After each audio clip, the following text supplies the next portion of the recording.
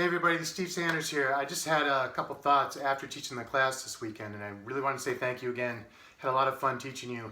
But I also wanted to give a quick video to review the concepts of how to name or to kind of really visualize the osteopathic nomenclature and what they're calling the dysfunction. So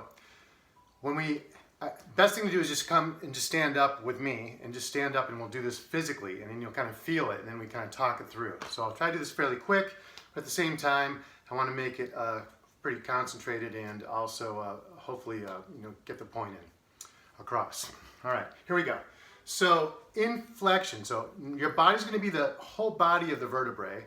Your elbows can be the transverse processes, and the facet joints will be your belly or your trunk, okay? So your goal is to go into flexion and extension and stay in the sagittal plane. So everybody do that once. Flex, extend, right? So if you were a kind of a single segment within the spine, collectively doing this, this is what you'd want to happen, okay? So now, just flex.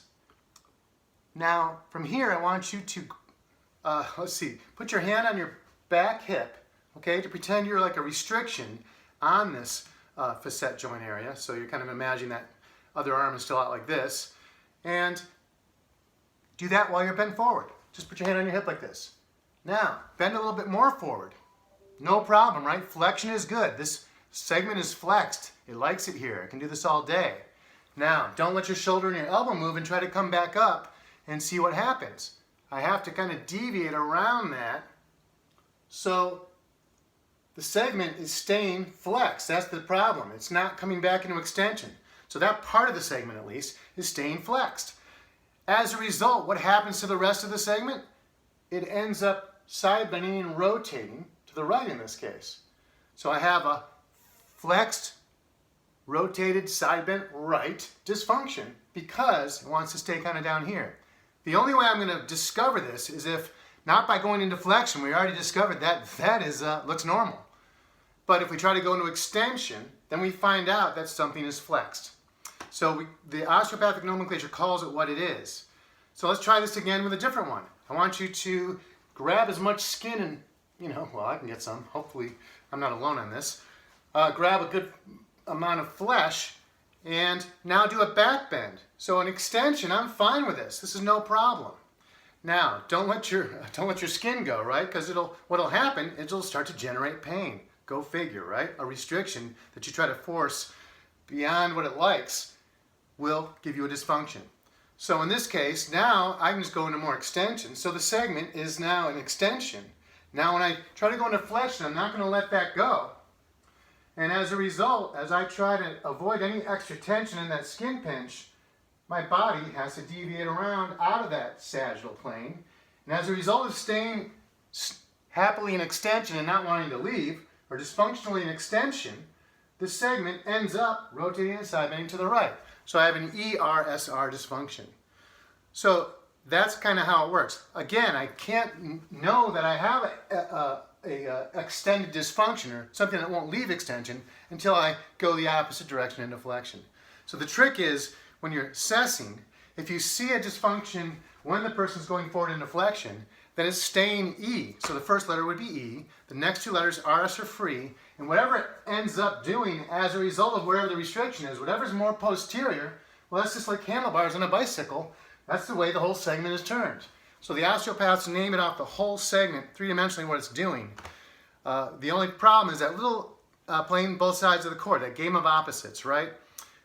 If we see something normal in flexion, it's normal. If we see something go asymmetrical in flexion, then something's not going into flexion because it can't leave extension, or it's in ERS something. So hopefully that quick review gives you a little bit more of a visualization and you can feel it. And then visualize your whole body as one little segment within that whole spine hiding, and your job is to find that little segment and see where that restriction is, and then simply take it to the other way. To do that, if I have 4 letters of a dysfunction, I found them that way through that assessment of the real posterior transverse process. Now, I close my eyes, I got FRSR, and if that's where it likes to be stuck, if it's FRSR, then my correction will be to extend, side bend, and rotate left into the barrier, because an FRSR is going to have the most trouble going in the opposite direction three-dimensionally. That would be ERSL. So I'd be taking it to the left in extension. Okay, so an FRSR dysfunction and a barrier or a direction of treatment are on opposite sides of the chord. So there it is, all in one package. And hopefully that's a refresher of the logic so you don't get lost. Make sure you practice, practice, practice. It's important to kind of get this language down. It's been around a long time. I personally struggled a lot with this. I get it. But at the same time, once I got past my resistance, I see the light in how useful the language is and how consistent it is in naming dysfunctions throughout the body. All right, hope that helps. Again, thanks for your time over the weekend. I hope your practice is enriched as much as mine has been from learning these techniques. Good luck out there. Take care.